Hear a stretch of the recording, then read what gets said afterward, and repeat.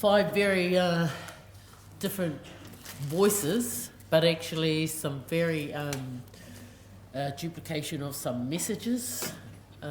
Some are not foreign to us. The challenges to our own whānau and starting from that base. I knew education would be right up there, Richard. It's great, whare, and the opportunities that lie within Pukeariki, within our cultural knowledge, our cultural stories. And that peace bank, I like that, Ngāropi, I like that very much. And seeing what our whānau, at an iwi level actually do. We're going to just have quickly, if there's any questions, because lunch is ready and we are ready to rock and roll there. And I'm sure you're hungry. And look out if you don't come back after lunch. I'll know who left.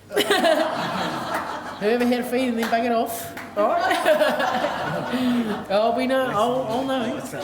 But firstly, any questions? Simon.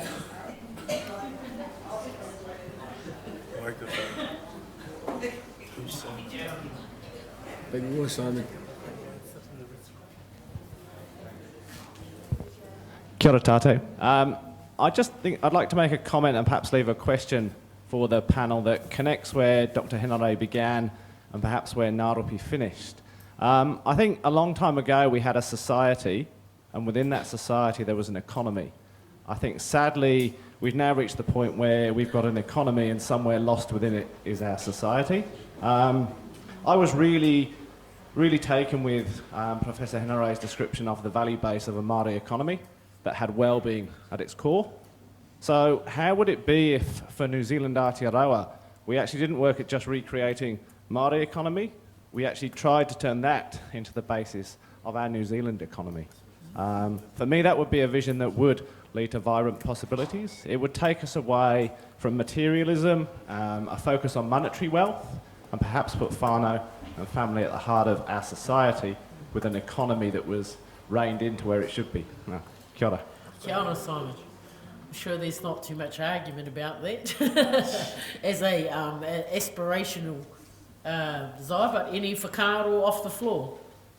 Simon's question, why not let the Māori model of Māori economy drive New Zealand? Any response to that? Can I just have a we'll have a comment. Anyone here? It's like a... Hey, Oma.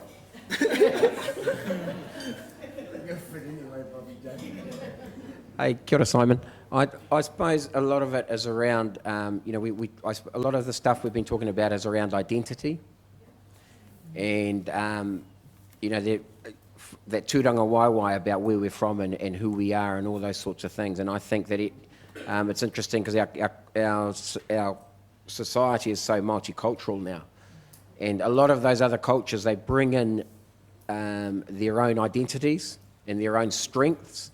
And I think that's the main message for me in terms of us as a bigger country of Aotearoa. That, I think Catherine or Kathy or Dr. Henare talked about the Western sort of thing where the identity is gone. And so, rather than concentrating around just the wealth, it's the wealth of people's identity, knowing who they are and where they're from and their language and all those sorts of things. We need to do that within Māoridom, and other people that come in that choose Aotearoa as a place to live, they need to look, what's their identity that fulfills them. Yeah. Māori woman wins out for once. Is this working? I was just thinking that, I agree with Whare, and I was thinking it's going to happen anyway. We're going to do it. I have absolute faith that Māori are going to lead in this country. This is our country. We will have it back. Not today, not tomorrow, but we will have it back. And it will include everybody. We are the true people to lead this country forward. But we need to heal first. And we would welcome the resources of the Anglican Church to help get there. I now know how many billions are sitting in that, education fund.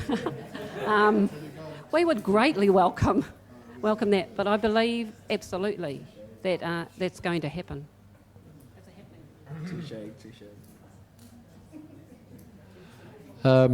I think that's a very compelling and attractive argument, and it pictures an environment in the future that promises much. But I guess I can give the view of a Pākehā business world. I was 20 years banking. I know a lot about that side of the world. And as attractive as that may appear to a lot of mainstream New Zealand, if we can call it that, there's a big challenge here. But I'll join with you in that challenge. Kia ora. No? I think I'd back all of these kōrero here in that when I was talking to my staff members about learning te reo and having an insight into the Maori world, one of them summed it up really well by just saying, it just makes utter sense. And I think that it does resonate wider than Maori, and it's not just people from Celtic backgrounds. I think there's a lot to be going for it, and that the fact that you can come to New Zealand, why wouldn't you celebrate the Maori culture that you have and make that a unique selling point against the world? Yeah, go for global domination. Why not? Fabulous. Fabulous.